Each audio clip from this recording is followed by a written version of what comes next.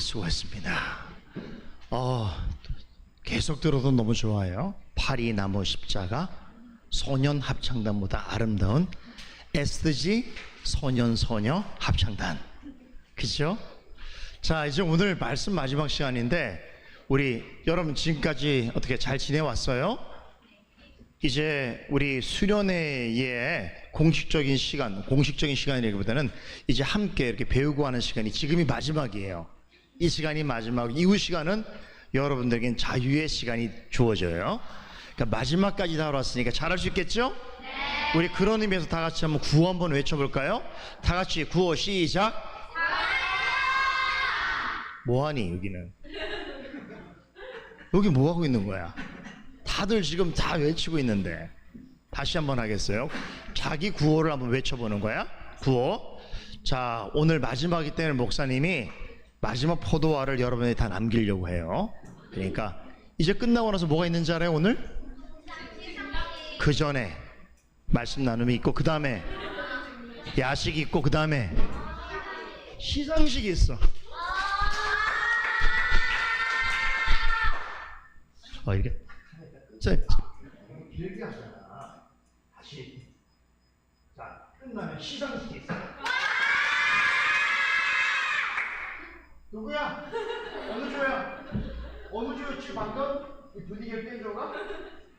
한 번만 봐주겠어? 아니 그동안 여러분 지금은 이제 복불복이고 엎친 데 덮친 게 없어요. 그래갖고 목사님이 이제 만약에 여러분들 중에 잘 못한다 생각하면 지적을 하면 그조는 그동안 벌었던 모든 포도알을 다 내는 거예요. 그리고 그 포도알을 잘하는 팀에게 모두 주는 거예요. 이게 세상의 방식이야. 세상의 방식. 세상의 방식이 이렇게 하면 돼, 안 돼? 안 되겠죠. 자, 이제 마지막으로 한번 이제 말씀 이 시간이 이제 우리가 함께하는 마지막 시간일 텐데 한 번 더 우리는 기대하는 마음으로 말씀을 나눌 텐데 그 전에 우리 약간 긴장감을 더 고추 세우기 위해서 다시 한번 뭐라 그랬어요? 구호를 한번 해보겠습니다. 2조 몇 조지? 3조? 2조 미안해. 2조 대답 좀 해. 2조 2조 화음이 이루어지고 있어. 근데 목사님은 2조의 캐릭터야. 2조는 일부러 소리를 크게 내는 게 아니라 원래 그런 조야. 그러니까 지금 가장 큰 소리 낸 거고 다시 물어볼까? 2조 가장 큰 거기보다 조금만 크게 한번 해볼까? 우리가 놀랄 정도로 2조 엄청 크게 한 거야. 야, 그치? 와, 엄청 놀라운 변화야. 아까 목사님 보니까 위에서 저거 할 때 있잖아. 만들기 게임 할 때.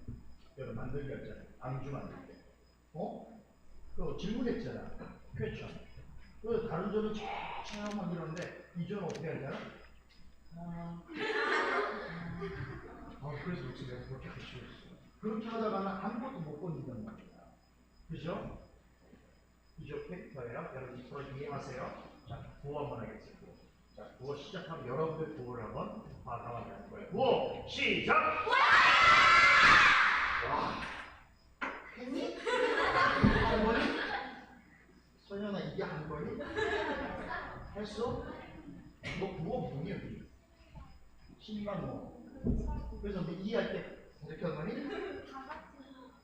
그랬어. 잘했어요. 캐릭터야. 오케이. 자, 이거 모두 간단한데요. 여러분 줄하고 오케이. 오늘 이제 말씀 같이 보겠어요.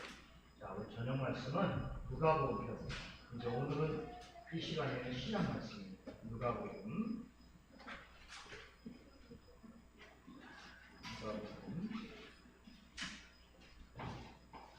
누가복음 19장 1절에서 10절까지 말씀이에요. 한 목소리로 같이 읽어보겠어요. 누가복음 19장 1절에서 10절까지 한 목소리로. 정 어디 있어요? 정 안 보여요? 정 어디 있어요? 그래. 정보도 잘 읽으세요. 오케이. 자, 19장 1절 10절 시작. 예수께서 사케오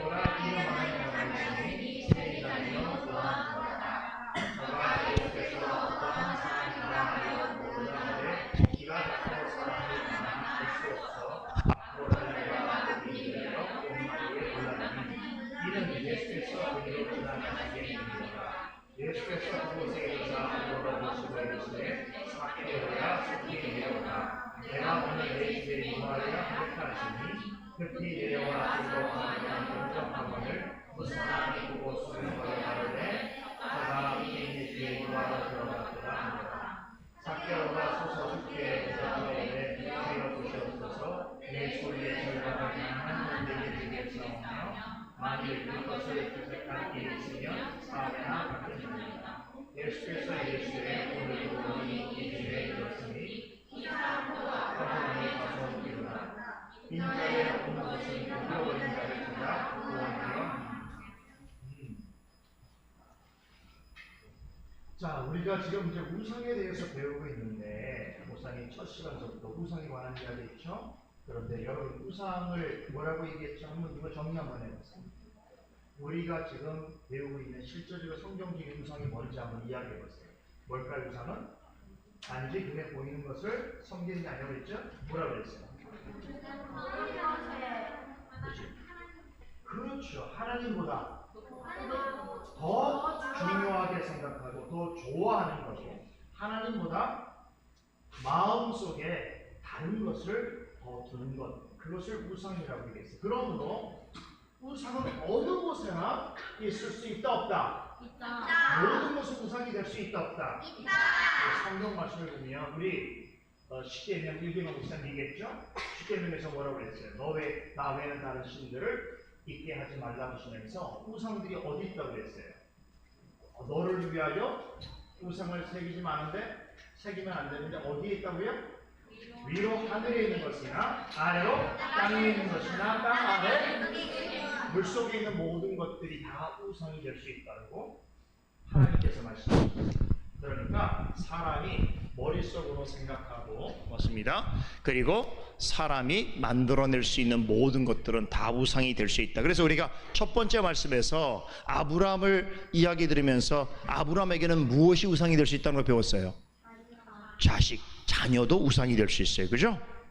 100세에 얻은 아들도 우상이 될 수 있다는 걸 배웠어요. 우리 두 번째 오전의 시간에서 야곱의 이야기에서 어떤 게 우상이 될 수 있다고 그랬어요? 얘기해 버렸네 목사님 모르고. 사랑이죠.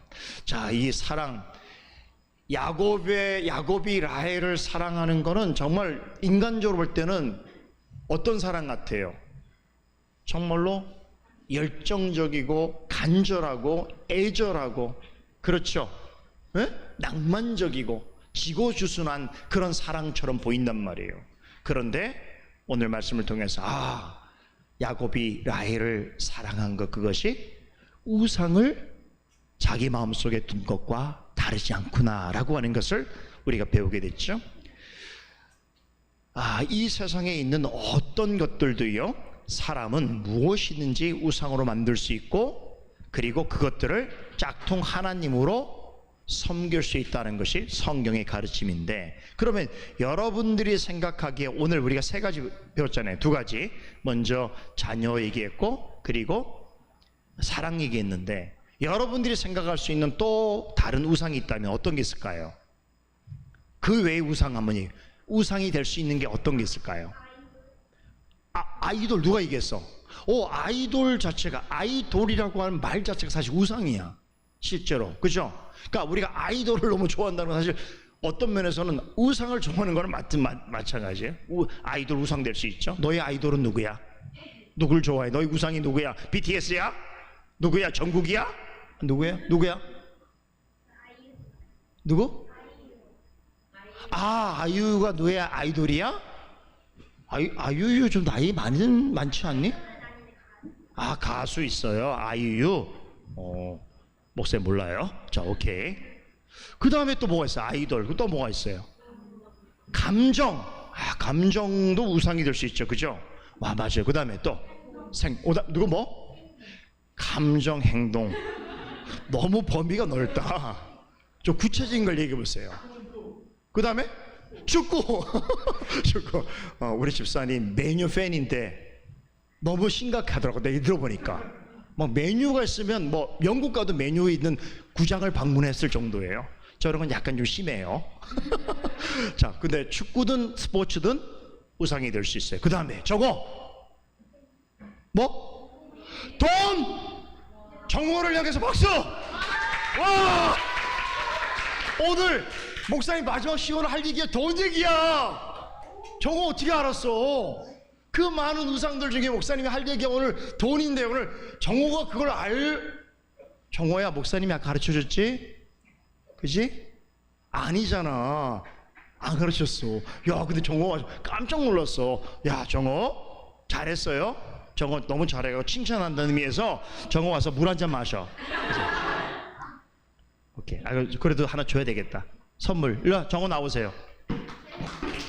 와 정호가 마지막에 홈런을 쳤어. 정호 그 많은 우상 중에 어떻게 돈을 생각했을까? 나오세요 빨리. 3초 안에 안 나오면 의사가 없는 걸 알겠어요. 하나 둘. 뭐 하는 거야? 참 늦게 나오네. 자 시간 아까운데. 오케이 나오세요. 안 나오도 괜찮아. 내가 갖다 줄게. 자 잘했어요. 와 박수.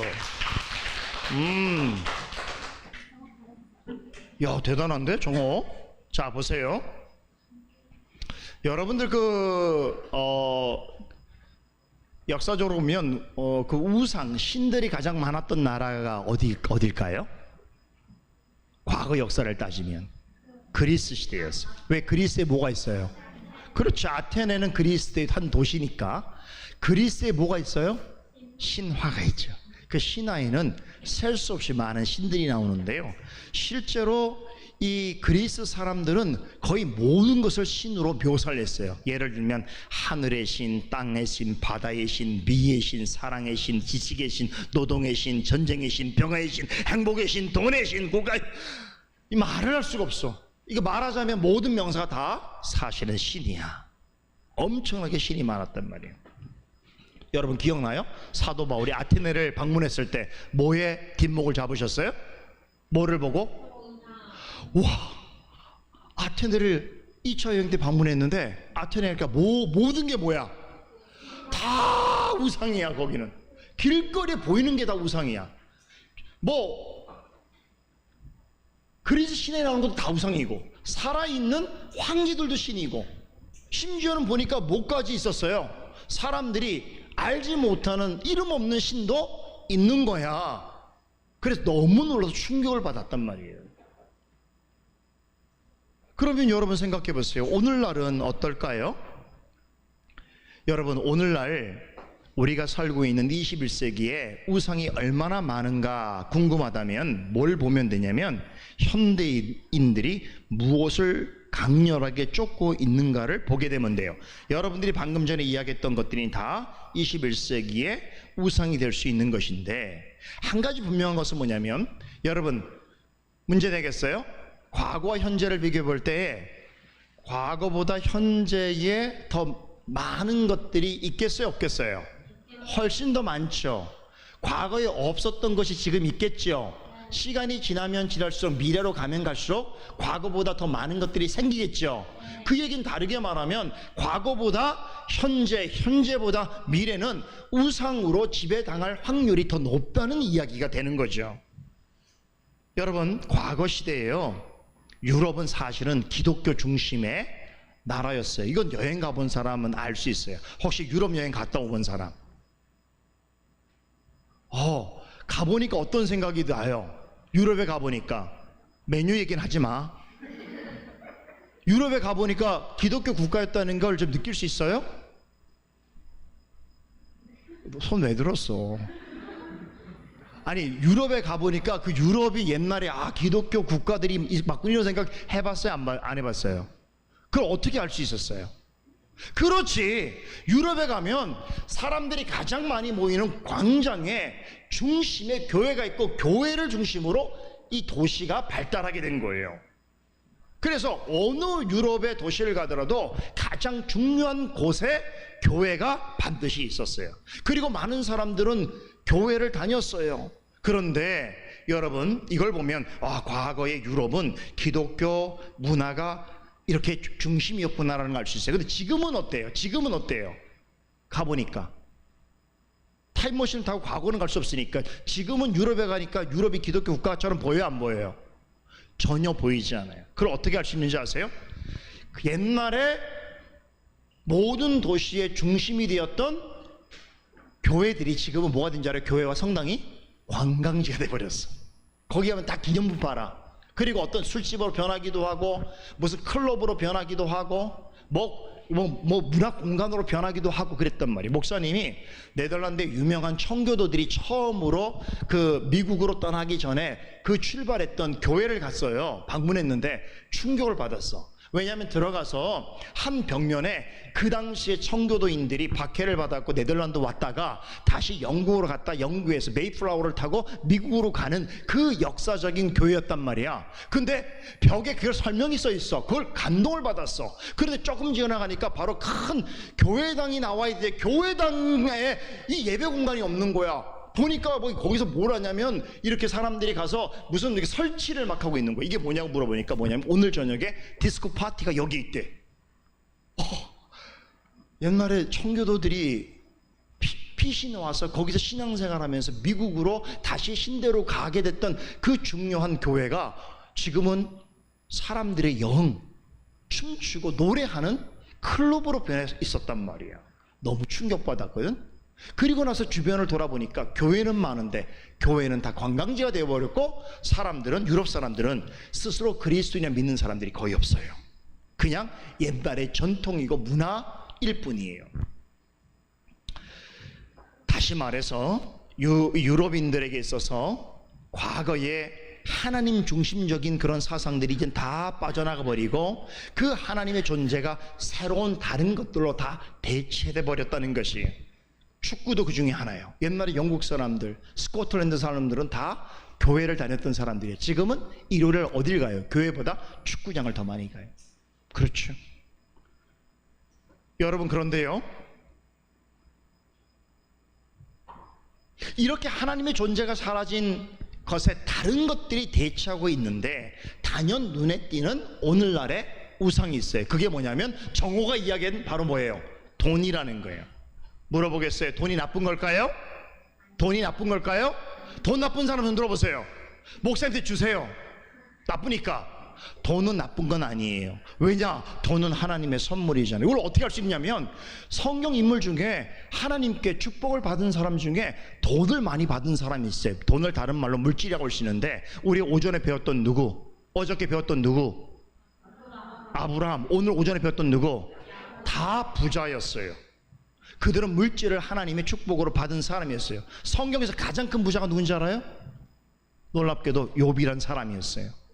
다 부자야. 그러니까 돈을 가지고 있거나 물질이 많다는 것 자체가 나쁜 것은 결코 아닌 것이죠. 하나님의 축복의 수단일 수도 있는 거예요. 그럼 왜 돈을 우상이라고 말하냐면 성경은 돈 자체를 우상이라고 말하지 않아요. 잘 들어요? 그 뭐가 우상이냐면 돈을 사랑하는 마음이 우상인 거예요. 그 문제는 돈이 문제가 아니라 돈을 추구하는 강렬한 욕망, 그걸 가리켜서 탐욕, 탐심이라고 말하는 것이, 이게 문제인 거예요. 디모데전서 6장 10절에 이렇게 말해요. 돈을 사랑함이 일만하게 뿌리다. 그러면서 이것을 탐하는 자들은 미혹을 받아 믿음에서 떠나 많은 근심으로 자기를 찔렀도다. 사람들이 좋아하고 사랑하는 것들이 되게 많은데 그런데 취향에 따라 다 좋아하고 사랑하는 것이 달라요. 한 가족이라고 해도 먹는 것, 입는 것 좋아하는 게 달라요. 오늘 목사님이 확인해 보니까 우리 쌍둥이 둘도 똑같이 목사님 보기엔 생겼는데 다르더라고요. 취향이 달라. 하나이는 축구를 좋아하고 하나이는 농구를 좋아해. 하나이는 오른손잡이고 하나이는 왼손잡이야. 난 똑같은 줄 알았어. 와, 그러니까 쌍둥이인데도 다르단 말이에요. 같은 집에서 맨날 같이 다니잖아, 둘이 보니까. 근데 다르더란 말이에요.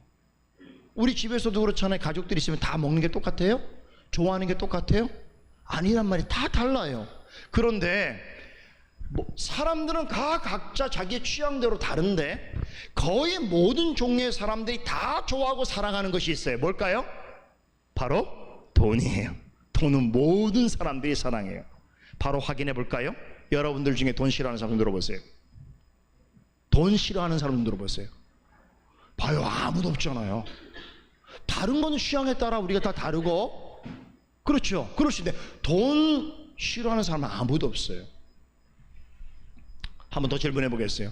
나는 부자와 가난한 사람 중에 나는 가난한 사람이 되는 게 꿈입니다. 손 들어보세요. 야, 이거 똑같잖아. 세상에 다 취향이 다른 사람들인데 돈 앞에서는 똑같은 생각을 우리가 가지고 살고 있단 말이에요. 놀랍잖아요.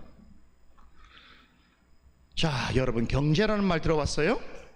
경제의 개념을 누가 한번 간단하게 설명해서 경제란 무엇인가? 혹시 아는 사람? 한음이가 누구지? 우리 재현이 한번 경제가 뭐야? 학교에서 배운 대로 한번 얘기해보세요. 경제란 좀 어려워요? 얘기할 수 있는 사람. 경제. 수민이 경제란 몰라? 모르지만 경제생활 하고 있어, 안 하고 있어? 자, 목사님 얘기 들어보세요. 경제란 뭐냐면 물건을 생산하고 소비하는 모든 행위를 가리켜서 경제라 그러는 거예요. 그러면 내가 여러분들 중에는 물건을 생산하는 사람은 없을 거예요. 그러나 소비하는 사람은 있어요, 없어요? 여러분 소비자죠. 그러면 우리는 다 경제 생활을 하는 거예요. 그러니까 어떤 물건이든지 생산하는 것이 있어야 되고 소비하는 것이 있어야 되잖아요. 이런 모든 행위 전체를 가리켜서 경제라고 하기 때문에 경제가 없는 세상은 상상할 수 있을까 없을까요? 없어요. 물건을 아무것도 만들지 않거나 아무것도 사지 않는 세상이란 존재하지 않는 거죠. 그러니까 세상에 사는 모든 사람들은 다 경제에 관련돼 있는데, 이렇게 물건을 생산하고 소비하는 행위를 통해서 뭐를 추구할까요? 이익을 추구하는 것을 법적으로 인정해주는 경제체제를 가리켜서 좀 어려운 말로 자본주의라고 그러는 거예요. 그러니까 어떤 사람이 물건을 생산하고 어떤 사람이 물건을 사는 걸 통해서 서로의 이익을 추구하는 것을 법적으로 인정해주는 경제적인 큰 체계를 가리켜서 바로 자본주의라고 그러네요. 자, 그러면 자본주의에서 가장 중요한 건 뭘까요? 그게 자본인 거예요. 그래서 자본주의에서의 자본은 돈을 가리키는 것이. 그러니까 우리는 원하든 원치 않든 우리가 살아가는 세상에서는 우린 자본주의 세상에 살고 있는데, 그러니까 우리는 돈과 깊은 관련이 되어 있다는 거예요. 여러분, 좀 어려운 얘기긴 한데 오늘 경제 얘기니까 또 얘기 한번 해볼게요. 혹시 GDP란 말 들어본 적 있어요? GDP. 그게 혹시 뭔지 알아요? 좀 어렵죠. 듣기는 들어봤는데 우리 1인당 GDP가 얼마다 이런 얘기 많이 들어봤잖아요. 어떤 나라가 얼마나 잘 사는 나라인지, 얼마나 많은 부를 가지고 있는지, 혹은 가난한 나라인지를 측정하는 측정 기준인데 그게 바로 GDP라는 거예요. GDP라고 하는 건 어떤 일정한 기간 동안에 그 한 나라 영토 안에서 발생할 수 있는 모든 자본을 다 보탠 것을 가리켜서 바로 GDP라고 하는 거예요. 그래서 그 나라 전체가 1년 내내 벌 수 있는 돈이 있잖아. 그 돈을 그 나라의 국민들 수로 나누게 되면 한 사람이 얼마 정도의 GDP가 나오게 됐죠. 그렇죠? 그걸 1인당 GDP라고 하는 거야. 그 1인당 GDP가 얼마 정도에 따라서 나라가 기준이 잡히는 거야. 그래서 예를 들면 가장 높은 기준, 가장 많이 버는 나라가 한 12만 불 정도 돼요. 그런 나라가 저기 어디냐면 유럽의 저기 북쪽에 있는 노르웨이, 핀란드, 스웨덴 같은 그런 나라들이야. 근데 GDP가 저기 낮은 나라가 있어. 어디가 있을까? 북한부터 시작해서 몇 나라가 있단 말이야. 우리 대한민국은 한 10위권에서 지금 많이 떨어져서 한 10위권 중반부 정도 있어요. 자, 이런 걸 가리켜서 사람들은 어떤 생각을 하냐면 한 사람 국민이 얼만큼 돈을 버는가, 1인당 GDP가 얼마냐에 따라서 그 나라가 잘 사는 나라인가 못 사는 나라인가 순위를 매기는 것이에요. 여러분, 이렇게 우리의 뜻과 상관없이 돈이라는 건 너무나 중요한 거예요. 그래서 돈이 그 나라에 얼마 있든지 그 사람에게 얼마 있는지에 따라서 사람들은 저 사람이 잘 사는 사람, 못 사는 사람, 잘 사는 나라, 못 사는 나라로 구분하는 거예요. 그만큼 우리가 사는 세상에서는 돈이 너무너무 중요한 것이에요. 자, 그러면 이것을 합법적으로 인정해 주는 제도가 바로 자본주의인데, 그럼 자본주의는 좋은 것만 있느냐? 그럴까요? 왜 안 좋을까요? 어떤 안 좋은 면이 있을까요? 우린 공산주의가 아니에요. 우리 북한 같은 나라가 아니잖아요.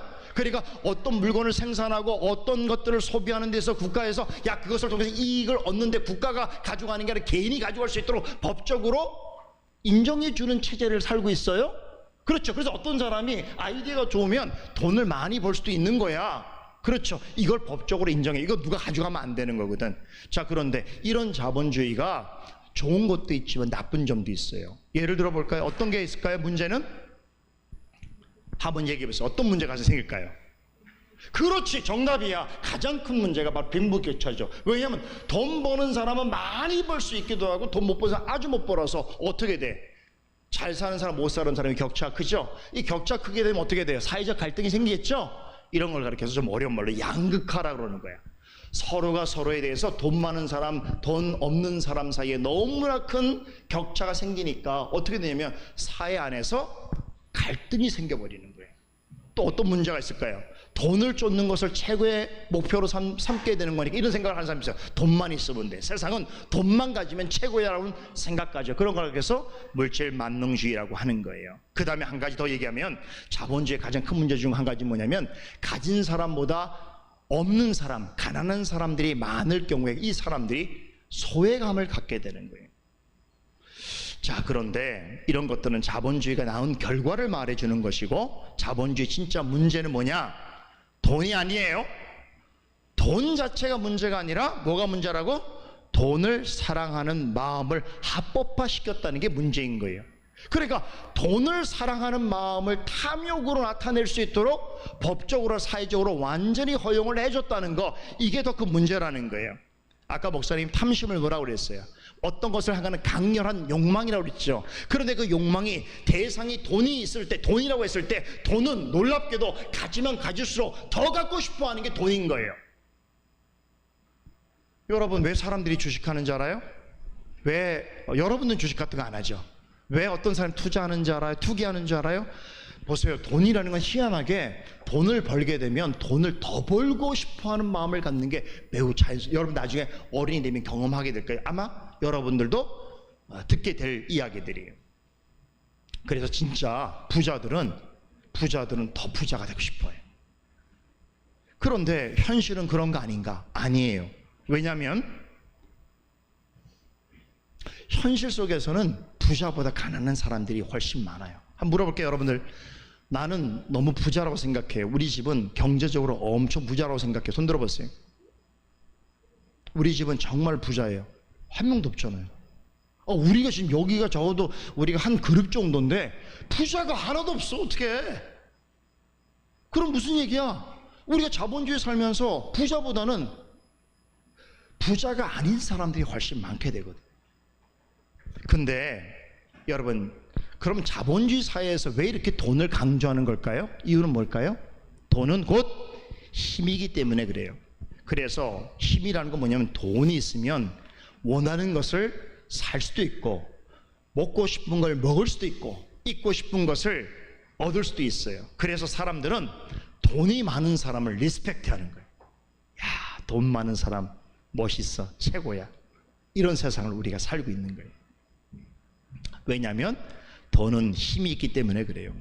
그러나 성경은 이렇게 돈을 사랑하는 마음으로 강렬하게 돈을 쫓고 있는 마음을 가리켜서 탐심이라고 말하는 거예요. 곧 이런 탐심은 우상 숭배라고 가르치고 있는 거예요.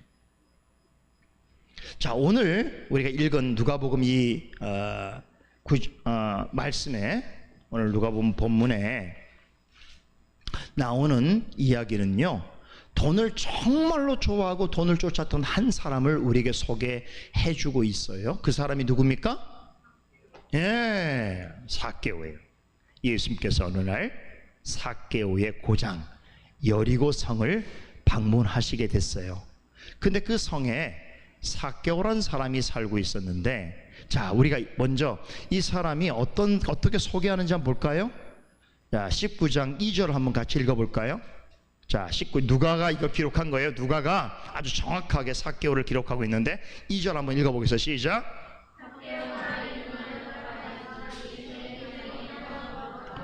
자, 이 사람의 직업이 뭐예요?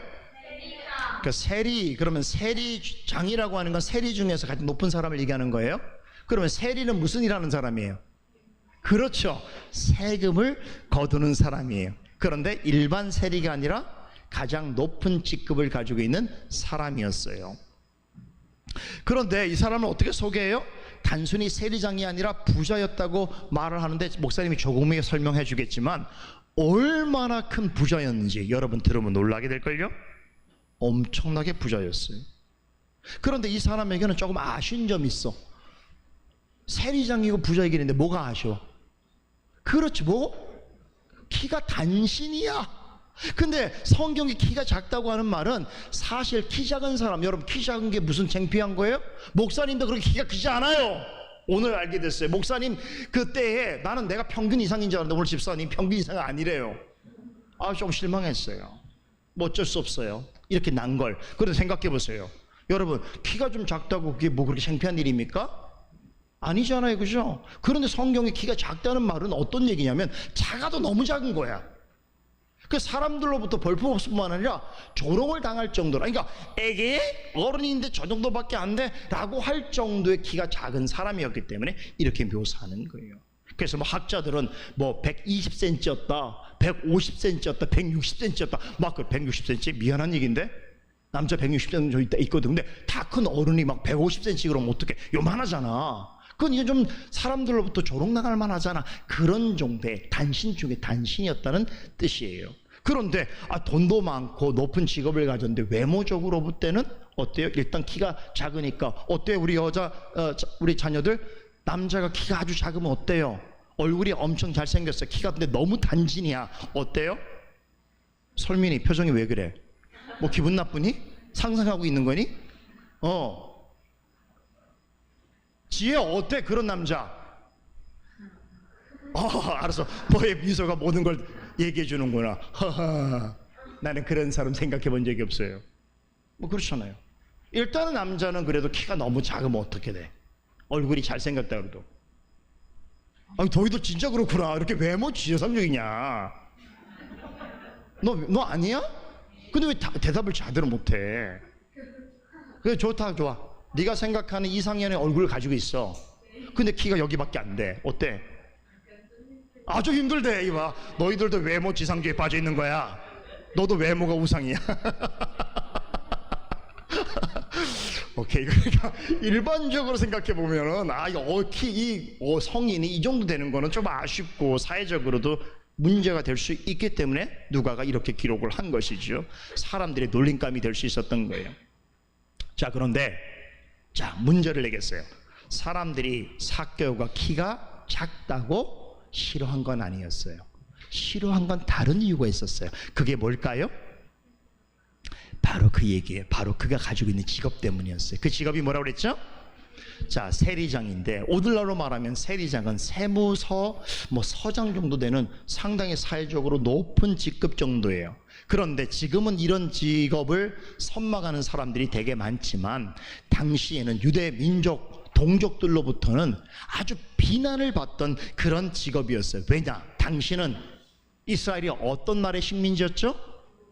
로마의 식민지였어요. 그런데 이스라엘을 정복한 로마인들이 이 식민지에 살고 있는 사람들을 가혹할 정도로 세금을 붙여서 부과해서 세금을 빼앗았단 말이에요. 그 덕분에 이스라엘은 로마 식민지 동안 너무너무 가난하게 살 수밖에 없었어요. 그러니까 그들이 열심히 일해서 번 것 중에 많은 것들을 로마가 떼어 강제로 가게 됐단 말이죠. 그런데 대다수의 이스라엘 사람들은 매우 가난하게 살았는데 그 중에서도 소수는 아주 편안하고 부자로 살았다는 거예요. 그 사람들이 누구냐면 바로 동족 유대인들에게서 세금을 걷어서 로마에 바치는 일을 했던 세리들이었어요.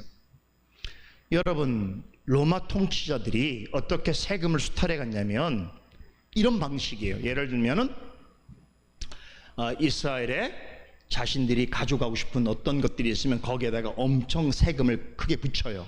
그리고 그 세금을 걷어가는데 로마 군사들 보내지 않아요. 로마 사람들 보내지 않아요. 누구를 통해서 하냐면 바로 동족 유대인들 중에 세금을 거두는 사람들을 통해서 그 일을 해요.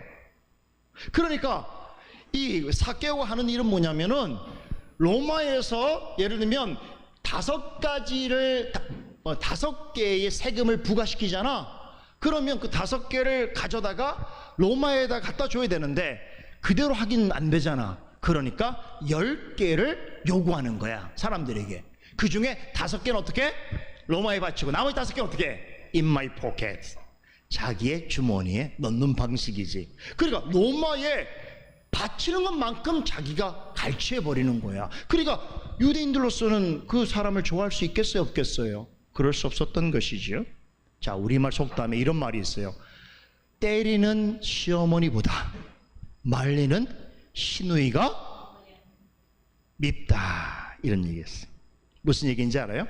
겉으로는 막 위해 주는 척해요. 시누이라고 있어요. 여러분 시집가면 알 수 있어요. 여러분들에게 가장 힘들게 만드는 그 사람은 시누이가 맞아요. 그 시누이는 어떻게 하냐면 막 며느리가 울잖아요. 그러면 마치 시어머니 때문에 울면은 아유 얼마나 힘들까, 언니가 우리 집에 와서 이렇게 고생하고 어려울 텐데 아유 내가 그 마음 잘 알아요, 나도 여자잖아요. 그러고 나서 돌아서서 시어머니한테 막 욕을 해. 저 언니가 나한테 이런저런 얘기했는데 어머니 막 욕을, 엄마 욕을 얼마나 하는지 몰라, 막 이런단 말이야. 그러니까 그걸 나중에 알게 되면 어떻게 돼? 엄청 열받잖아. 그런 것처럼 속담이 뭐냐면 잘 위해주는 것 같지만 사실은 더 못 살게 구는 사람이에요. 그러니까 당시 유대인들의 입장에서 볼 때는 로마는 누구예요? 때리는 시어머니야. 그러면 세리는 누굴 얘기하는 거야? 말리는 시누이인데 더 미워. 여러분 생각해 보세요. 같은 유대인들 입장에서 이 세리들은 어떤 느낌으로 왔을까요? 우리 일제강점기 시대 때, 그죠? 목사님이 만주에서 말을 타고 다닐 때였는데 좀 아무도 안 웃는구나. 역사를 모르니 목사님 그때 말 타고 다녔잖아. 독립운동 했었잖아. 비싸게 생산을 못 받니 교과서에서? 목사님 조금 더 잘생겼나 봐, 그분들보다. 근데 예전에 사진 넣으신 분들은 다 왜 그렇게 사진 시켰는지 모르겠는데 여하튼 간에 일제강점기 시대 우리 살아본 적이 없잖아. 생각해 보자고. 일제에서 똑같이 막 엄청나게 우리나라가 수탈했잖아. 근데 수탈할 때 자기들이 와서 한 게 아니라 한국인을 사용했단 말이야. 그 한국인이 뭐야? 친일파. 그런 사람들이잖아. 근데 그런 사람이 나중에 보니까 돈을 더 많이 벌어. 왜 그런지 알아? 일제가 부과했던 그 세금보다 더 많은 걸 우리 국민들에게 요구해갖고 자기는 더 많은 걸 갈취해버렸단 말이지. 이해되죠? 그런 일들이 로마 시대도 그대로 있었으니까 그런 면에서 진정한 그들은 유대인들의 배신자 같은 사람이었던 것이에요. 그러니까 당시 사람들 입장에서 볼 때는 이 세리라는 사람은 손에 칼만 들지 않았지, 뭐를 들어? 대신 자를 들고 저울을 들었겠지. 그러나 이 사람들은 강도 같은 사람인 거야. 그래서 대부분의 유대인들이 세리를 가리켜서 뭐라고 얘기한 줄 알아요? 세리라고는 부르지 않았어. 나쁜 놈, 이 죄인 같은 녀석, 이렇게 불렀어요. 그러니까 그들을 그냥 직업으로 부른 게 아니야. 물론 사람들이 많은 데서는 그렇게 불렀겠지만 사람들이 없는 데서 안 보는 곳에서는 아주 죄인 같은 놈, 나쁜 놈으로 불렀단 말이야. 자, 그러면 한번 물어볼게. 왜 삭개오는 자기 나라 사람들을 괴롭히고 나라를 배반하는 그런 일을 직업으로 삼았을까요? 왜 그랬을까요? 왜? 쌍둥이. 너 예습하고 왔니? 어떻게 알았어? 돈 때문이란 말이에요. 그러니까 당시 사람들 입장에서 볼 때 단시일 내에 가장 돈을 쉽게 벌고 부자가 될 수 있는 직업이 뭐냐면 바로 세리였던 거예요. 그러나 그만큼 리스크가 컸는데 그 이유는 뭐냐면 아까 얘기한 것처럼 사람들에게 어때? 미움과 혐오의 대상이 될 수 있었던 거예요. 자, 목사님 보세요. 졸리면 어떻게 해야 돼? 영성아, 영성이 지금 깊은 잠 속에. 영성아, 오케이. 영성 각성해. 산으로 올라가야지. 배들로 가야지. 오케이. 일어나서 잠 깨고. 오케이. 여기 몇 조예요? 몇 조? 와.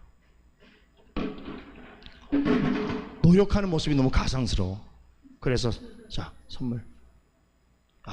보통 같으면 이렇게 졸면요 그냥 쓰러져요. 근데 목사님 얘기하니까 막 이러면서 막 잠을 깨려고 애를 쓸 모습이 너무 대단해서, 그죠? 근데 줬는데 아마 또 졸면 다 뺏는다. 오케이. 자, 목사님 보세요. 저거 받으려고 졸면 안 돼요. 자, 아까 말한 것처럼 이 삭개오는 보통 세리가 아니에요. 세리 중에서도 우두머리 역할을 하는 세리장이었는데, 그 얘기는 세리보다, 일반 세리보다 훨씬 돈을 많이 벌 수 있었는데 동시에 사람들로부터 세리장이었기 때문에 훨씬 더 미움을 받을 수밖에 없는 자리에 있었어요. 그런데 이 삭개오는 어떻게 했는지 알아요? 사람들이 자기를 미워하는 줄 알았을까 몰랐을까요?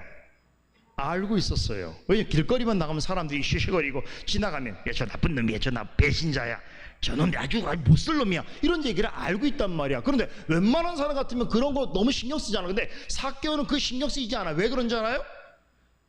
자신은 사람들이 좋아하는 돈이 많거든. 저렇게 말하는 나를 비난하고 뒤에서 소곤소곤 대는 사람일수록 자기가 가지고 있는 돈에 대해서 갖고 싶어하는 마음이 많다는 걸 삭개오는 잘 알고 있었던 거예요. 왜 그러냐? 돈은 힘인 걸 알았고, 돈은 그의 인생의 가장 중요한 가치이고 목적이고 행복이었어요. 자기 민족을 배반할 정도로, 자기의 백성들을 괴롭히는 것이 정당할 정도로 그런 사람이었단 말이에요. 그래서 내가 부자가 될 수 있다고 한다면 나를 향해서 뭐라고 말을 하더라도 난 다 감수하리라 라고 하는 마음으로 살았던 사람이에요. 사람들이 나쁜 사람, 변절자, 죄인이라고 낙인 찍었어도 그런 사람들의 인식이나 평판에 대해서는 아무것도 아니라고 생각한 멘탈 갑 같은 사람이에요. 왜냐하면 그 사람은 돈은 최고였더니. 우리 사이에도 그런 사람도 있어요. 아무리 누가 비난해도 나는 그런 거 아무런 관심이 없어. 왜냐하면 나한테는 이게 있기 때문이지. 그게 뭐냐면 돈이야, 돈. 그 돈 많은 사람 잘 보면 그런 사람 되게 많아. 막 누가 뭐라 그래도 아무런 관심 없이 그저 자기의 그 돈 많은 거를 굉장히 자랑스러운 사람이 많단 말이에요. 자, 이 돈이라고 하는 것은 삭개오의 약점과 사람들이 자신을 향한 비난을 거뜬히 이겨낼 수 있는 방패막이 되어줬던, 결국 돈은 삭개오에게 뭐였어요? 우상이었던 거예요. 오늘 그래서 돈 얘기를 하는 거예요. 우리 인류의 최고의 우상이 뭐냐면 돈이에요. 왜냐면 아까 목사님 확인했잖아요. 여러분 돈에 관해서는 여러분 생각이 똑같아. 다른 거는 다 생각이 다를 수 있는데, 남자 여자 사랑 얘기도 취향도 다르고, 봤잖아. 너희들도 좀 취향이 다 외모 중심적이잖아. 다 달라. 그런데 돈에 관해서는 똑같은 생각들이야. 돈은 갖고 싶고, 그렇죠? 웬만하면 부자가 되고 싶고, 그런 건 똑같은 생각이거든. 그렇기 때문에 돈이라고 하는 건 인류 역사를 통틀어서 가장 많은 사람들에게 우상이 될 만한 대상이 되었던 것이죠. 우리는 삭개오를 통해서 확인해 볼 수 있는 것이. 그래서 사람들이 오히려 자신에 대해서 비난하고 미워하면 할수록 돈에 대한 더 집착을 하고 돈을 열망했어요. 그래서 어느 때부터인가 돈을 따라가다 보니까 어떻게 된가? 돈을 열심히 따라가 보니까 뭐가 된 거야? 돈이 우상이 되었고, 자기는 뭐가 됐을까? 돈의 노예가 되어버린 거예요. 자, 삭개오 이야기가 우리에게 주는 중요한 가르침 중에 하나는, 자, 돈은 인류 역사상 가장 흔하면서도 가장 강력한 짝퉁 하나님이 될 수 있다는 거예요. 그래서 돈의 마음을 빼앗긴 사람들은요, 무엇이든지 하려고 해요. 원하는 것이면. 지금도 세계에서 가장 돈을 많이 버는 사람들은요, 어떤 생각까지 하고 있는지 알아요? 지금 지구가 환경 문제, 오염 문제 때문에 굉장히 살기 어려워지고 있잖아요. 진짜로 돈 많는 사람들 어떤 생각하는지 알아요? 내가 영원토록 살 수 있는 더 좋은 지구 같은 곳을 외계에 찾고 있어요. 어떤 사람들은, 돈이 많은 사람들은요, 우리가 나이가 들면 병 들어가고, 병 들고 가면 죽어가는 것 때문에 이 한계를 어쩔 수 없이 생각하지만, 돈 많은 사람들 중에는 내가 100살, 200살, 300살을 살 수 있도록 하겠다라고 생각 가지고 거기에 엄청난 투자를 하는 사람들도 있어요. 돈만 있으면 뭐든지 된다는 생각을 가지고 있는 거예요. 이렇게 돈은 사람들이 가장 사랑하고 신뢰하고 따르고자 하는 우상과 같은 존재인데, 돈을 사랑하는 사람은 이 돈이라고 하는 우상을 통해서 기쁨과 만족을 얻으려고 기꺼이 상식과 양심과 도덕을 저버릴 수 있다고 생각하는 거예요. 그런데 이렇게 누가 뭐라 해도 돈이면 다라고 생각했던 삭개오의 인생에 아주 커다란 변화가 찾아온 사건이 생겨났어요. 어느 날 예수님이 그가 살고 있는 고장을 지나가시게 된다는 소식을 듣게 되었어요. 여리고 성에 살고 있는 사람들이 엄청나게 예수님이 지나가는 그 길을 지키고 있고 보고 싶어 했어요. 근데 삭개오도 불현듯 그 예수님을 만나고 싶어 하는 마음이 강렬하게 생겼어요. 그래서 거리로 나아가 보니까 사람들이 인산인해를 이루고 있는데 저기 어디선가 예수님이 오는 것 같은데 도저히 예수님을 볼 수가 없는 거야. 왜 못 봐? 너무 작아도 너무 작아. 그러니까 이렇게 뭐 보려고 하니까 볼 수도 없을 뿐이야. 이 사이를 사람들 틈을 삐죽고 들어가려니까 사람들이 어떻게 하겠어? 에이 잠깐만 에이 누구야? 너 삭개오야? 야 이 나쁜 놈! 뭐 이러니까 어떻게 갈 방법도 없는 거야. 그리고 어떻게 하겠어? 방법이 없어. 예수님한테 조금 더 가까이 갈 수가 없단 말이야. 그렇다고 집으로 돌아갈 마음도 없는 거야. 왜냐하면 마음속에 왠지 그 예수님을 만나고 싶은 마음이 있었던 것이지요. 그러다가 또 한번 생각해 보세요. 막 그런 상황에서 예수님 만날 수도 없는데 사람들로부터 막 조롱당하고 무시당하고 그러는데 계속 그 자리에 있고 싶겠어 없겠어? 없을 수 있잖아. 그러면 그 막 뒤에서 쫙 뛰다가 보고 싶어 못 보니까 얼마나 괴롭겠어. 그럼 어떻게 했어? 에이 돌아가 버릴까? 안 만나면 그만이지. 나한테 돈도 있는데 라고 생각할 법인데, 그런데 두고두고 예수님을 안 만나면 후회가 될 것 같아. 그래서 어떻게 한 줄 알아요? 예수님을 가까이 가서 볼 수는 없어도 먼 발치라도 봐야 되겠다고 생각하고 이제 주변에 사물들을 찾는 거야. 뭐 하려고? 그렇지, 어딘가에 올라가서 예수님을 봐야 될 거 아니야. 옆에 딱 보니까 뭐가 있는 거야. 어떻게 다 알고 있어? 그 현장에 있었니? 대단들 하네. 그래요, 그죠? 나무가 있었죠. 그 나무가 무슨 나무야? 뽕나무인 거 어떻게 알았어? 대단한데? 뭐 우리말로는 뽕나무로 번역되어 있지만 거기 우리나라의 뽕나무는 아니에요. 어떤 큰 나무예요. 고봉나무처럼 큰 나무예요. 근데 그 나무 위에 올라가게 되는 거예요. 근데 생각해봐, 이제 다 큰 어른이, 목사님 당시 배경을 보니까 여러분 유대인들에게 큰 어른들 중에 수치스러운 게 몇 가지 있는데, 그게 뭐냐면 다 큰 사람이 어린아이처럼 행동하는 건 되게 수치스러운 일이야, 유대인들한테는. 그러니까 봐봐, 아니 나무에 막 원숭이도 아닌데 막 기어 올라간다고 생각해봐. 그건 어릴 적이나 하는 어린아이들 행동이잖아. 그런데 삭개오가 지금 어떻게 해요? 올라가게 되는데 아마 의식 속에서는 야 누군가 나를 보면 분명히 내가 놀림거리가 된다는 생각을 했을 거예요. 또 자신이 삭개오인 걸 알면 사람들이 비난하기도 했을 거예요. 그걸 감수하고라도 어떻게 하는 거야? 올라가기 시작하는 거야. 나무에 올라가서 대롱대롱 매달려 있어요. 그런데 어떻게 했어요? 막 저기 나무에 올라가서 어떻게 예수님 저기 오는데 뭐 타잔도 아닌데 야 막 이렇게 이랬겠어? 어떻게 했겠어? 내가 여기 있어요 나를 봐 이렇게 했겠어? 삭개오는 그렇게 못하지. 어떻게 했겠어? 최대한 나무에 자기의 모습을 이렇게 감추면서 사람들이 자기를 볼까 말까 이렇게 했을 거 아니야. 그리고 먼 발치에서 예수님 보고 싶어서 이렇게 보고 있는데 예수님이 누군가 예수님처럼 생긴 실루엣은 있는데, 왜냐하면 사람들이 막 모여 있으니까 그분이 점점점 자기가 올라간 나무 쪽으로 오고 있는 거야. 그러면 삭개오 편에서는 어떻겠어? 와, 대단히 좋은 찬스죠. 왜냐하면 예수님이 자기 밑으로 딱 지나가면 위에서 예수님을 정면으로 예수님의 얼굴을 볼 수 있잖아. 얼마나 두근두근 됐겠어? 마음이 얼마나 콩닥콩닥 했겠어. 그죠? 예수님이 자기 밑으로 가주기를 바랄 게 아니겠어. 최대한 가까운 거리에서 예수님의 얼굴을 보고 싶어하는 그런 마음이 있었단 말이지. 야, 그런데 곧 사람들의 환호 소리가 점점점 커가면서 예수님이 저 멀리에서 나에게로 가까워 오는 거야. 그러니까 그 나무 틈에서 이렇게 숨어서 눈을 부릅뜨고 예수님을 가까이 보려고 애를 썼겠죠. 그런데 드디어 예수님께서 삭개오 올라간 나무 밑까지 오셨는데, 오니까 막 사람들이 구름대처럼 막 예수님 옆에 같이 가는 거야. 아, 삭개오 편에서는 야, 내가 예수님의 얼굴을 한번 보는 것만이라도 만족하겠다라는 생각으로 나무에 대롱대롱 매달려서 쫙 주시하고 있는데, 갑자기 예수님께서 어떻게 하신지 알아요? 고개를 들어서 누구를 봐? 나무에 있는 삭개오를 보시는 거야. 삭개오가 지금 예수님을 딱 쳐다보고 있는데 예수님도 보고 계시는 거야. 깜짝 놀랐을 거 아니야. 얼마나 놀랐어. 여러분도 그런 적 있죠? 내가 몰래 살금살금 가는데 엄마 아빠가 딱 나타나는 거야. 얼마나 놀라워. 얼마나 충격적이야. 그죠? 산에서 저 나무에 떨어질 정도로 그리 놀랐을 않았겠어.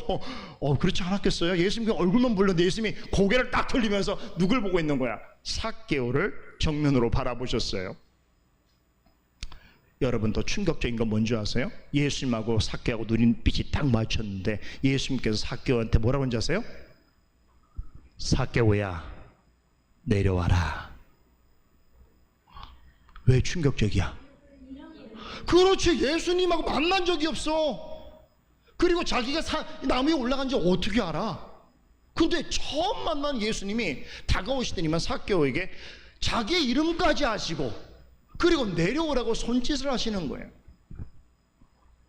야, 그럴 때 여러분 어떤 느낌이었을까요? 머릿속에 한번 이런 상상해도 괜찮아요. 한번 상상해보세요, 이 그림을. 그럴 때 사람들이 어떻게 했을까? 예수님께서 고개를 딱 쳐 올리시면서 삭개오야, 내려와라. 그러니까 주변 사람들이 어떻게 했어? 다 같이 얼굴을 위로 받겠죠. 그러면 어떻게 하는 거야? 마치 지금 저기 나무 위에서 대롱대롱 밀려서 어떻게 하면 숨어서 예수님을 지켜보고 있는 그 모습인데, 마치 스포트라이트가 확 하고 누구한테 비치는 거야. 그리고 사람들이 다 보는 거야, 삭개오를. 삭개오 입장에서 얼마나 놀랐겠어. 당황했겠죠? 그러려고 한 건 아닌데 쏘리한 거죠?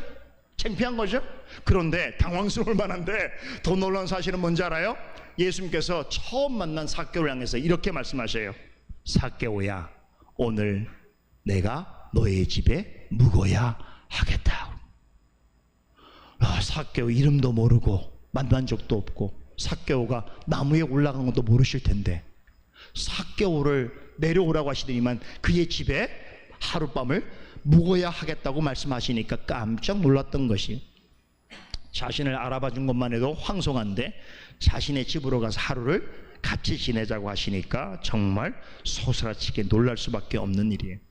자, 그러면요, 삭개오가 어떻게 행동했을까요? 어떻게 했을까? 여러분 같으면 어떻게 했을 것 같아? 일단은 내려오고, 2단은 뭐야? 2단 옆차기? 일단은 내려와서 그럼 2단은 뭐 할까? 룰루랄 하면서 갔겠지. 예수님하고 같이. 예수님 어서 오세요, 저희 집이 저긴데요 하면서 갔겠지. 이렇게 가지 않겠지. 예수님 어서 오세요, 자 여기 계세요, 이렇게 했겠지. 그죠? 단신이니까. 그렇죠. 예수님이 따라가셨겠지. 근데 이럴 때 누가 지켜봤겠어? 사람들은 지금 예수님과 삭개오를 다 같이 지켜보고 있는 거야. 그런데 예수님의 행동도 이상한데 삭개오가 그렇게 행동을 하니까 사람들은 어떤 눈빛으로 그 모습을 지켜봤겠어? 저 사람 우리가 알고 있는 세리 삭개오가 아니야? 저 사람 우리의 원수고 우리의 배반자고 우리를 못살게 구는 그런 변절자 같은 사람인데 저런 죄인을 예수님이 어떻게 아는 척도 하고 저 집에 간다고 하시네. 이게 도대체 말이 되는 일이야. 절대로 예수님이 저 사람이 어떤 사람인지 모르시니까 이렇게 행동할 거야. 아마 예수님께서 저 사람이 실체를 한다면 집에 갔다가 당장 뛰쳐나오실지도 몰라 라고 사람들이 생각했겠죠.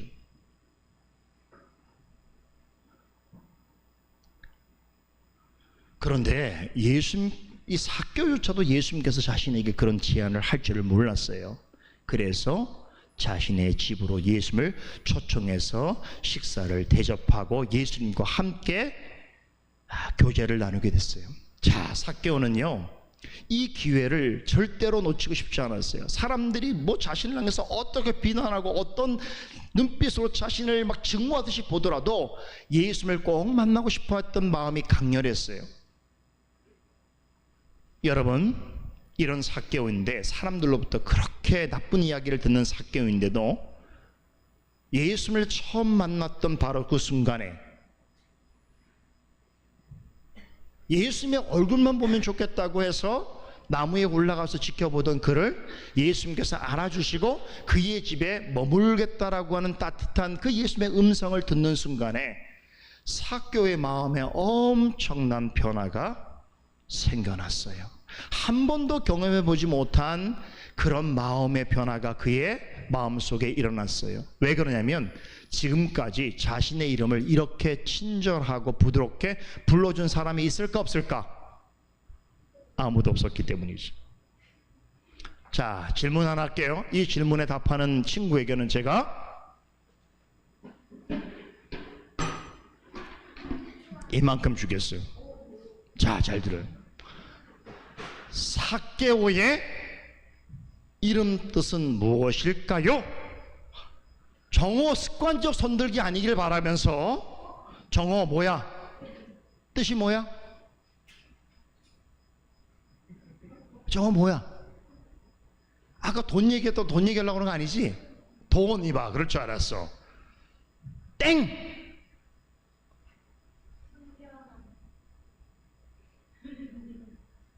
어떻게 알았어? 어떻게 알았어? 아, 성경책에 써있대. 성경책 각주에 써있대. 야, 좋은 성경책이다. 아, 이거 각주에 써있지만 정답이에요. 뭐라고? 다시 얘기해봐. 순결함. 야, 여러분 놀랍게도 삭개오의 이름 뜻이 순결함이야. 그래서 반은 줄게. 와, 이거 너무 놀라워. 좋은 성경이다. 어떻게 이름이 있니? 다 써있구나. 아우, 야. 여러분, 삭개오의 이름 뜻이 뭐냐면 순결함이야. 그런데 생각해봐. 삭개오는 자기 이름 뜻대로 살아왔어요, 안 들어왔어요? 완전히 반대되는 삶을 살아왔잖아. 사람들이 보기에 더러운 삶을 살아왔단 말이죠. 그래서 사람들은 그를 죄인으로 봤고, 그리고 나쁜 사람으로 봤단 말이에요. 순결, 순수라고 하는 이름 뜻과는 완전히 다르게 그는 더러운 공공의 적으로 낙인 찍힌 삶을 살아왔어요. 그러기에 삭개오는 마음속에 더 결심했겠죠? 사람들이 나를 그렇게 보니까 나에게는 뭐밖에 없어? 돈밖에 없는 거야. 그러니까 사람들이 나를 비난하면 할수록 돈과 성공을 쫓게 되는 거야. 돈을 통해서 사람들로부터 얻지 못한 위로와 만족을 얻으려고 했던 것이죠. 그런데 문제는 뭐냐면 이렇게 노력해 왔는데 그 돈이 자신에게 정말로 진정한 기쁨과 만족을 줬냐면 그렇지 않았다는 걸. 왜냐하면 돈은 많았는데 항상 불안하고 근심이 가득했고 두려운 생각이 많았던 거예요. 마음의 허전함, 초조함, 불안감에서 벗어날 수가 없었기 때문에 예수님을 찾아가게 된 거란 말이지. 그 속마음은 아무도 알 수 없지만 예수님을 찾아가게 된 이유가 바로 거기 있는 거예요. 자신은 돈이면 다 된다고 생각했는데 이걸로 안 되는 뭔가가 있었던 거야. 그리고 사람들 앞에 아무리 돈이 많다고 해도 자신 있게 나가서 자신이 어떤 사람이라는 걸 밝힐 수도 없고 거리를 당당히 활보할 수도 없고 이런 사람이었던 것이지. 그런데 뭔가 채워지지 않는 결핍된 마음을 안고 살다가 예수님에 관한 소문을 듣고 예수님이 내가 살고 있는 고장에 오신다고 하니까 그분을 만나면 뭔가 어떤 일이 있을까라고 생각하고 예수님을 반갑게 지켜보려고 했던 것이죠. 그런데 바로 그 예수님께서 어떻게 하셨어? 지켜보기만 하려고 했었는데 예수님께서 마음속으로 찾아오신 거예요. 그와 부드럽고 친근하게 눈빛을 마주해 주시고 그리고 그의 마음 문에 노크를 하셨어요.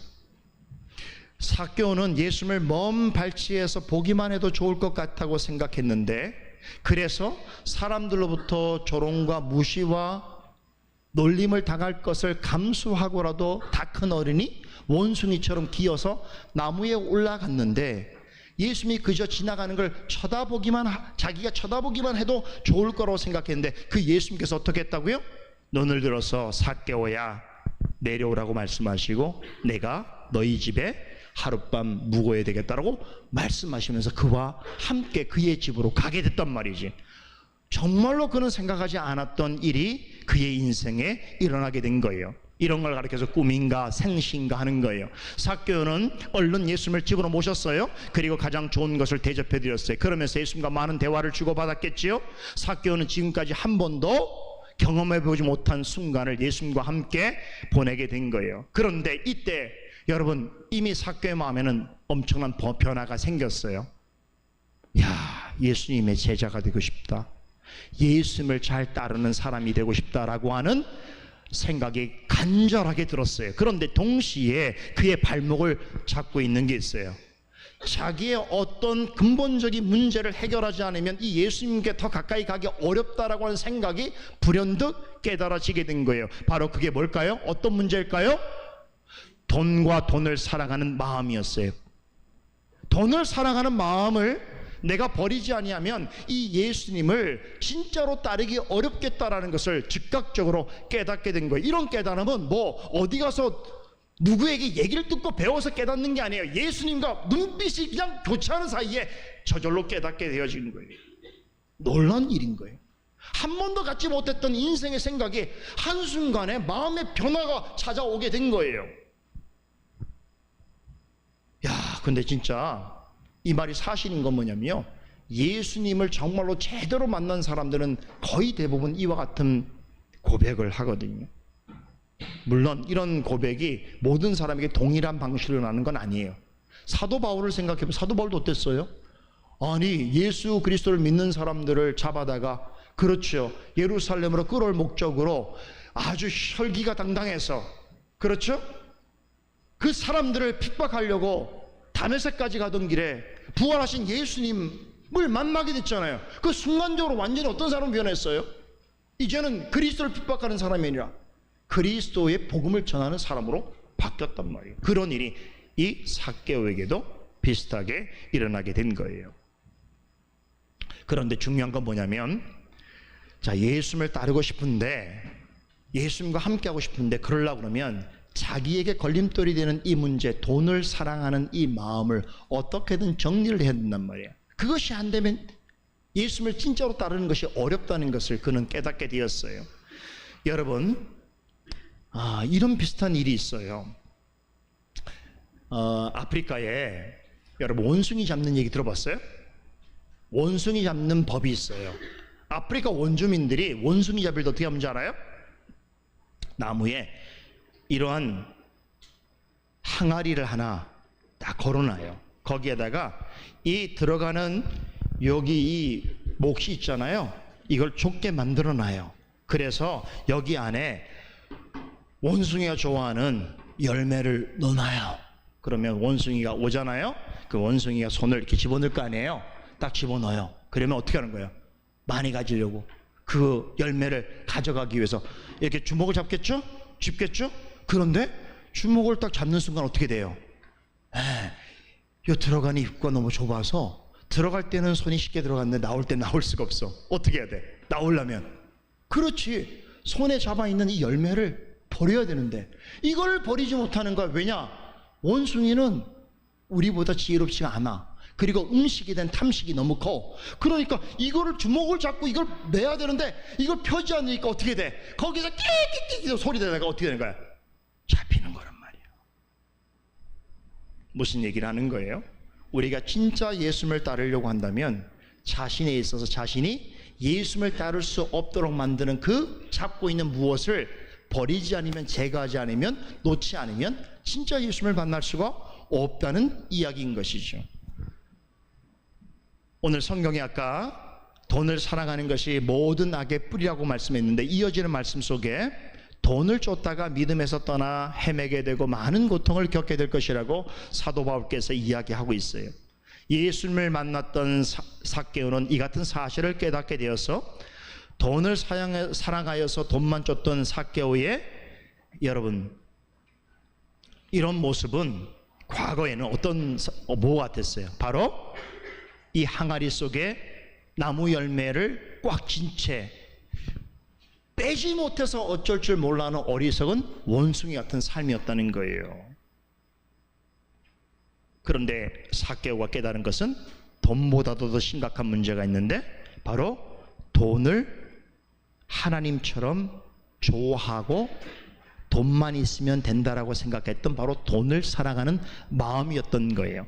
이 마음의 문제를 근본적으로 해결하지 않으면 예수님을 제자가 될 수 없다는 것을 깨닫게 되었어요. 그래서 예수님에게 두 가지 놀라운 약속을 하게 되는데 아주 흥미로운 약속이에요. 자신의 수입의 절반을 가난한 사람들에게 나눠주겠다라고 예수님에게 이야기해요. 자, 모세율법에 보면 가난한 사람들을 위하여서 유대인들은 수입의 일부를 내는 법이 있어요. 이걸 11조 중에 하나인데 교회에 바치는 11조 말고 가난한 사람을 위해서 내는 구제의 11조가 있었거든요. 그건 11조이니까 10분의 1 정도를 내면 되는 거예요. 율법의 기준이에요. 율법의 기준은 10%만 내면, 자기의 소유 중에 10% 정도만 내면 가난한 사람을 위해서 할 수 있는 최선을 다하는 것이에요. 그런데 삭개오는 어때요? 10% 그가 아까 큰 부자라고 했죠? 엄청난 부자였기 때문에 그의 재산의 10%만 내도 엄청난 금액이었을 거예요. 그렇죠? 그런데 뭐라고 얘기해요? 10%가 아니라 자신의 절반인 50%를 가난한 사람들에게 나눠주겠다라고 이야기해요. 이건 삭개오가 율법을 몰라서가 아니지요. 또 기왕이면 내가 큰 일을 해야 구원을 받겠다고 하는 생각 때문이 아니었어요. 삭개오는 예수님과의 대화를 통해서 하나님의 구원이 무엇인지를 깨달았을 거예요. 물론 성경에 기록되지 않지만 그의 행동을 보면 알 수 있어요. 그게 뭐냐? 아, 구원이라고 하는 것은 율법의 어떤 조항들을 지켜야 되는 것이 아니라 도덕적인 행위를 해야 얻는 것이 아니고 오직 하나님의 은혜이구나 라고 생각하게 되니까 자기가 살아왔던 모든 생애와 지금 예수를 만나게 된 게 오직 하나님의 은혜라고 생각했기 때문에 자신이 그동안 그토록 사랑하고 좋아했던 그 물질, 그 돈의 절반까지라도 하나님의 뜻대로 사용하더라도 나는 괜찮다라고 하는 생각을 갖게 된 것이에요. 여러분 생각해 보세요. 사람들로부터 얼마나 많은 욕을 들었어요. 손가락질을 받았어요. 그런데 한 번도 흔들리지 않았던 삭개오가 예수를 만나서 완벽하게 흔들려 버렸어요. 이게 오직 하나님의 은혜예요. 그래서 우리는 이런 가능성을 둬야 돼요. 삭개오 같은 사람이나 삭개오보다 더 나쁜 사람도 이 세상에 있어요. 그런데 그런 사람도 예수님을 제대로 만나게 되면 어떻게 되는지 알아요? 삭개오만큼 삭개오 이상으로 변화될 수 있다는 거예요. 목사님도 사실은 예전에 삭개오 같은 사람이었어요. 돈을 쫓았다는 건 아니에요. 그러나 목사님도 예수님을 만나기 전에는 예수님, 하나님보다 더 중요한 것이 있다고 생각하고 살아왔어요. 그것이 목사님의 꿈이었어요. 희망이었어요. 그런데 진짜 예수님을 만나고 보니까 그건 우상이었다는 것을 알게 됐어요. 목사님도 삭개오랑 비슷한 경험을 했어요. 아마 이 자리에 있는 우리 목사님, 집사님, 또 우리 어른 성도님들도 비슷한 경험을 했을 거예요. 이제 예수님을 진심으로 나의 구주로 받아들이고 나의 주님으로 인정을 하게 되니까 어떻게 했어요? 그동안 내 마음속에 우상으로 있고 중심으로 있던 이 돈을 밀어낼 수 있었던 거예요. 50% 낸다는 건 쉬운 일이 아니에요. 자기가 그동안 쌓아왔던 그런 일에 있어서 그 재산의 그 절반을 가난한 사람들에게 내어준다는 것은 결코 쉬운 일이 아니에요. 이가 예수 만나서 얼마나 큰 변화가 이루어졌는지를 알 수 있잖아요. 두 번째 약속이 뭐냐면 이런 약속이에요. 만일 내가 어떤 사람의 것을 속여서 빼앗은 일이 있다고 한다면 나는 그 사람에게 빼앗은 금액의 4배를 주겠다라고 또 약속해요. 이 부분도 율법에 나와 있어요. 만약에 어떤 사람이 남의 것을 훔치거나 빼앗을 경우 그게 적발되잖아요. 그럼 모세율법에는 그 사람이 빼앗은 것의 20%를 더해 주게 되어 있어요. 그러니까 어떤 사람에게 10,000원을 뺐잖아요. 그러면 얼마를 줘야 되냐면 12,000원을 줘야 되는 거예요. 20%를 더 더해서. 그런데 놀라운 거냐면 삭개오의 계산법은 완전히 달라요. 만일 자신이 어떤 사람 것을 빼앗거나 훔쳤다는 건 이거 멀리 가는 거예요. 자신이 그런 역할을 해왔다는 걸 인정하는 거예요. 세리로서 자신은 자기의 동족 유대인들에게 마치 칼만 들지 않았을 뿐이지 저울과 자를 가지고 어떻게 했다는 거예요? 강도같이 살아왔다는 거예요. 그런데 만일 그런 일들이 사실이라고 하면 자기의 걸 얼마 주겠다는 거예요? 그걸 빼앗은 것에 4배를 주겠다는 거예요. 여러분 이거 얼마나 놀라운 일인지 알아요? 어떤 사람에게 내가 10,000원 뺏었잖아요. 그럼 얼마를 되돌려 주겠다는 거예요? 4배인데? 4배가 30,000원이야? 10,000원에 40,000원이야? 4배가? 10,000원을 빼앗았으면 10,000원에다가 4배를 주면 어떻게 되는 거예요? 50,000원이지. 이자로 따지면 300%가 넘는 엄청난 이자를 주는 거야. 그러니까 이런 일이 없는 건 뭐냐면, 만약에 내가 보세요, 실제로 남의 걸 빼앗으면 율법에 따라서는 거기에다 단 20%만 덧붙여 주면 되는데, 지금 뭐라고 얘기하면, 자신이 만약 그런 일이 있다고 한다면 내가 뺏은 금액에 4배를 더해 주겠다라고 하는 엄청난 약속을 하게 되는 거예요. 야, 만약에 돈을 빌려준 사람이요, 돈 받을 사람에게 이 정도의 한 300% 이자를 요구한다면 어떻게 되는 거야? 도둑놈인 거야. 고리대금업자야. 그런데 삭개오는 스스로 자신이 그렇게 하겠다라고 고백하고 있는 거예요. 자신이 지금까지 좋지 못한 방법으로 큰 돈을 모았다는 것, 그 돈의 대부분은 동족 이스라엘 백성을 속이거나 불의한 방법으로 빼앗은 것이라고 할 때에, 여러분, 자기의 재산 중에 많은 부분이 그렇게 해서 얻은 걸 텐데 거기에 4배를 다 쳐준다 그러면 결국 뭐가 되겠다는 거야? 개인 파산을 선언하는 거야. 내가 이제 돈이 하나도 없는 가난한 사람이 되어도 좋다라고 한 얘기를 스스로 하게 된 거야. 이 얘기는 뭘 말하는 거예요? 삭개오는 이제 예수님께 자기의 전 재산의 50%만 주는 게 아니라 자기가 그동안 해왔던 행위를 통하여 얻었던 재산 전부를 다 내주어도 괜찮다는 얘기를 하고 있는 거야. 세상에 이렇게 말할 수 있는 사람이 어디 있어? 얼마나 커다란 마음의 변화가 있었는지 몰라요. 세리가 아마 이렇다면, 목사님이 생각해 보니까 얼추 계산을 해보면 아마 4배, 자기가 빼앗은 것에 대해서 4배를 다 쳐주잖아? 그러면 아마 자기가 그동안 벌었던 것도 다 줘야 될 뿐만 아니라 부모님에게 받은 거 있으면 그것도 또 더 줘야 될 정도가 될 거야. 개인 파산뿐만 아니라 자기의 가문의 파산도 이루어질 만큼 엄청난 지금 선언을 하게 된 거예요. 삭개오가 이걸 몰랐을까요? 전혀 그렇지 않아요. 그는요, 목사님보다 우리 배운 우리 어른들보다 훨씬 숫자에 민감한 사람의 평생을 숫자 노름, 숫자 계산으로 살았던 사람이란 말이야. 그러니까 자기가 하고 있는 말이 무엇을 의미하는지를 정확하게 그 이상으로 알고 있는 사람인 거예요. 그런데 그가 왜 이런 파격적인 제안을 예수님께 하게 된 걸까요? 이것은 뭘 깨달았기 때문에 그래요? 그렇죠. 내가 사랑하고 관심 있는 재물, 돈보다 예수님이 더 소중하다는 걸 깨달았기 때문인 거예요. 나의 모든 가지고 있는 전 재산을 다 주고라도 예수님은 더 좋으신 분이라는 것을 알았기 때문인 것이. 야, 한 사람이 지금 졸음을 참고 싸우고 있는데 그 모습이 얼마나 귀한지요. 마치 고난을 받으며 선한 싸움을 싸우며 믿음의 길로 나아가기 위해서 애쓰는 모습 같아요. 그 이가 누굴까요? 조금 이따가 소개하겠어요. 이제 깼기 때문에.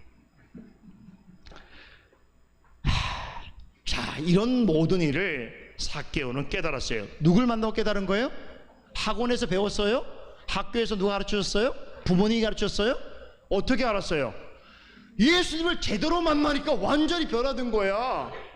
그러니까 예수님을 제대로 만나는 게 되게 중요한 일이에요. 그러니까 예수님을 만나기 전에 그에게 우상은 뭐였어요? 돈이었어요. 그런데 삭개오는 그동안 돈을 사랑했고 돈을 주인처럼 섬기는 사람을 살아왔는데, 다른 사람들이 뭐라고 비난해도 내가 돈만 있으면 나는 최고로 생각하고 명예와 권력을 가지고 있다고 생각했고 누구보다 행복하고 만족할 것이라고 생각해왔단 말이에요. 그런데 예수님을 만난 이후에 이 모든 생각이 완전히 쓰레기 같다는 것을 깨닫게 된 거예요. 그래서 자신의 구주는 돈이 아니라 예수 그리스도라는 것을 알게 되었어요. 와, 이거는 놀라운 변화예요. 죄에서 구원받은 것은 돈으로 해결할 수 있는 일이 아니라 오직 하나님의 은혜로만 가능하다는 것을 깨닫고 고백하게 된 것이에요. 이런 깨달음을 얻게 되자 삭개오는 드디어 돈의 실체를 알게 됐는데, 돈은 뭘까요? 돈은 뭘까요? 돈은 돈일 뿐이에요. 돈은 우상이 아니에요. 돈은 돈일 뿐이에요. 그러면 하나님을 믿는 사람에게 돈은 돈일 뿐이라는 게 무슨 의미냐? 우리에게 주어진 돈은 어떻게 될까요?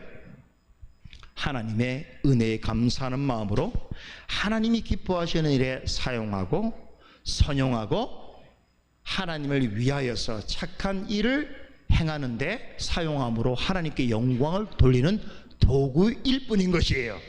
이게 그리스도인에게 돈이라는 거예요.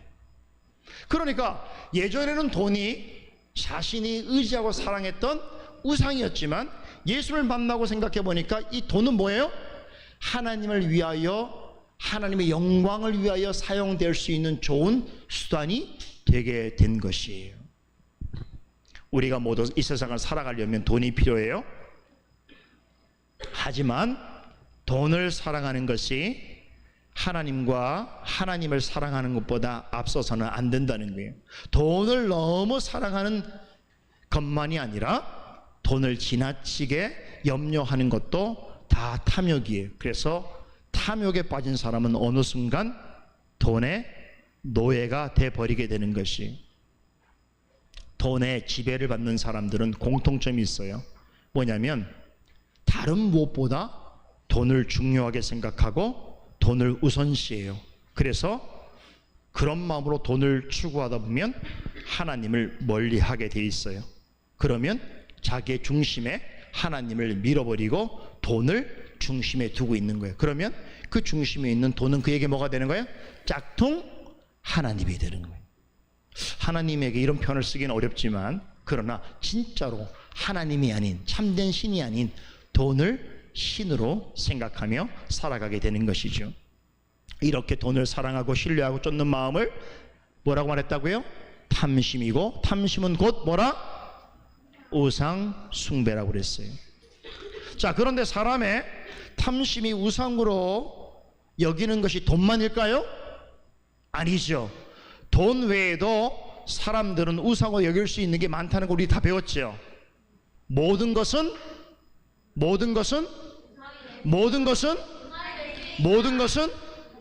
우상이 될 수 있어요.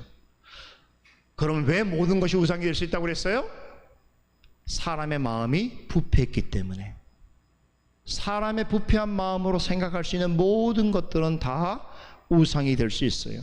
우리 마음속에 하나님보다 더 중요하다고 생각하는 것, 우리 마음속에 하나님보다 더 많이 차지하는 것, 하나님만이 줄 수 있는 것을 다른 것을 통해서 얻을 수 있다고 생각하는 것, 그것이 무엇이라고 하더라도 그것은 우상이고 짝퉁 하나님인 것이에요.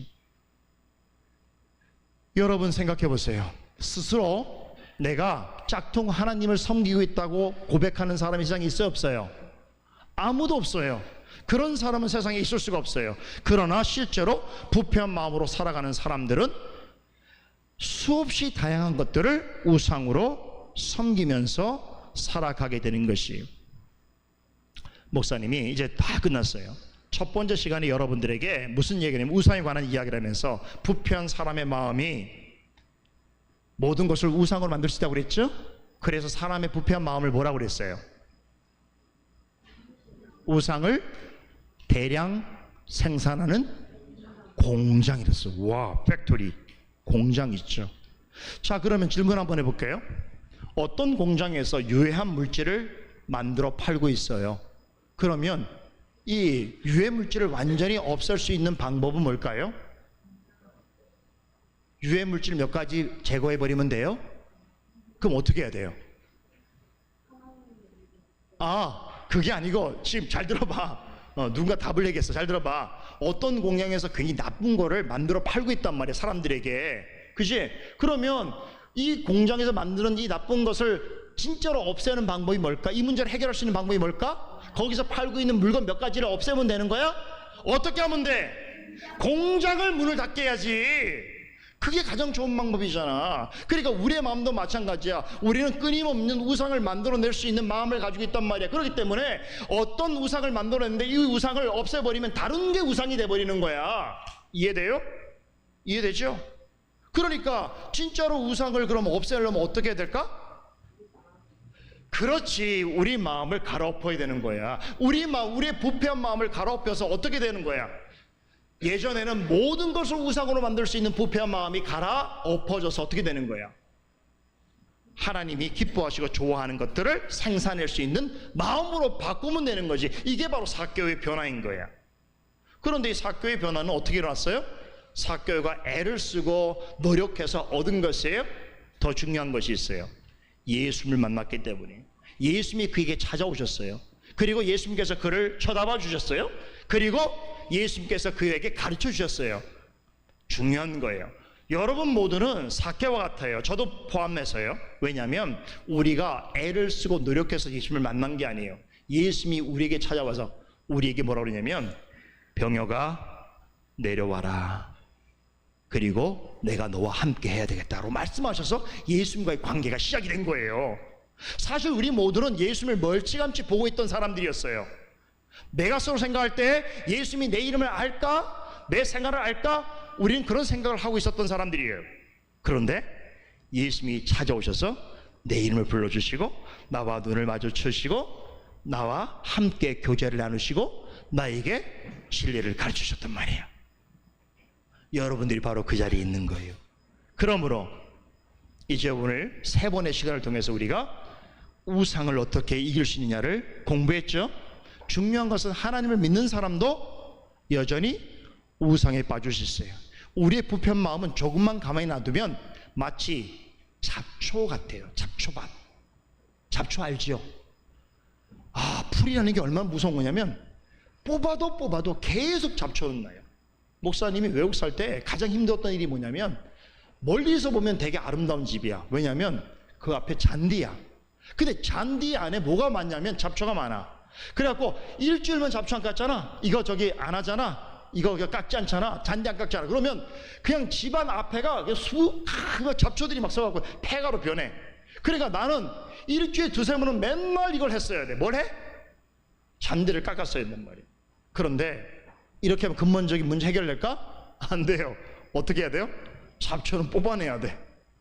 우리의 마음도 마찬가지. 우리의 부패한 마음을 마음속에서 어느 때, 자, 우리 돈이 여러분 우상 아니죠? 그러면 뭐가 또 우상이 되는 줄 알아요? 공부가 우상이 돼요? 공부가 우상이 아니라고 생각하잖아요? 그러면 뭐가 또 우상이, 게임이 우상이 돼요? 게임 우상이 안 된다고 생각하잖아요? 뽑아내잖아요? 또 미모가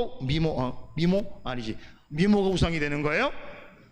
그렇죠. 남자친구 우상이 되는 거예요. 맞죠? 아니라고? 목사님 지켜볼 거야. 서연이 키는 걸 계속 크는 걸 지켜볼 거야. 우리는 뭐든지 보세요. 우상을 뽑아내면 그 자리에 또 다른 우상이 대체되는 거예요. 정말 중요한 것은 우리의 마음이 바뀌어져야 되는데 이 마음이 바뀌어지는 건 우리의 노력 때문이 아니에요. 오직 하나님의 은혜로 되어지는 거예요. 그럼 하나님의 은혜를 깨닫는 건 어떻게 깨닫게 되느냐? 이것만 마칠게요. 올해 우리 솔리데오 글로리아 교회의 표가 뭐죠? 시작! 배우고 확신한 일에 거하지. 바로 그거예요. 하나님 말씀을 끊임없이 배우고 깨닫고 묵상하고 확신을 하게 되는 그때에 우리의 부패한 마음속에 나는 우상들이 무엇인 줄 알고 그것들의 뿌리를 뽑아낼 수 있게 되는 것이에요. 그래서 말씀을 듣고 배우는 일이 너무나 중요한 것이고 우리의 도우심을 하나님께 두고 하나님께서 우리를 통하여 행하실 일들을 기대하며 나아가는 게 중요한 거예요. 그래서 끝났어요.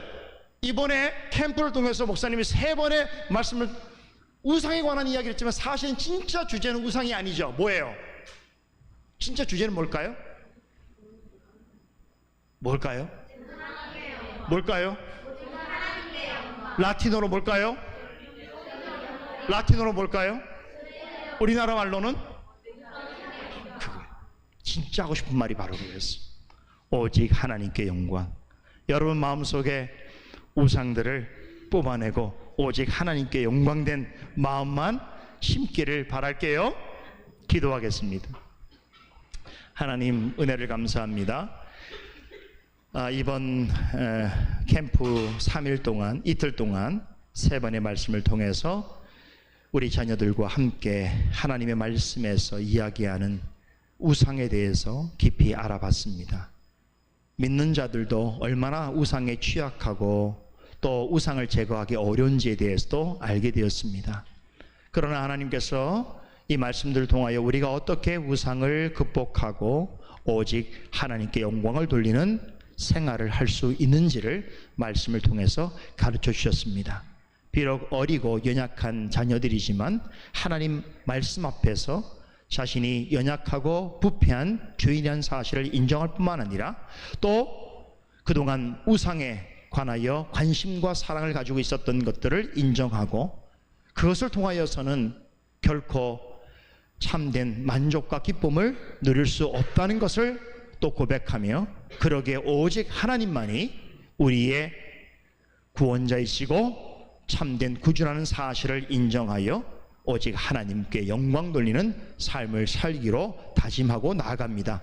이들을 기억하시고 이들의 지금까지 이끌어진 삶 모든 그런 하나님의 인도하심을 따라서 앞으로 남겨진 모든 삶 속에서도 하나님께서 원하시는 그러한 주님의 자녀로 잘 성장할 수 있도록 하나님께 영광 돌릴 수 있도록 도와주시옵소서. 감사드리며 예수 그리스도 이름으로 기도드리옵나이다. 아멘.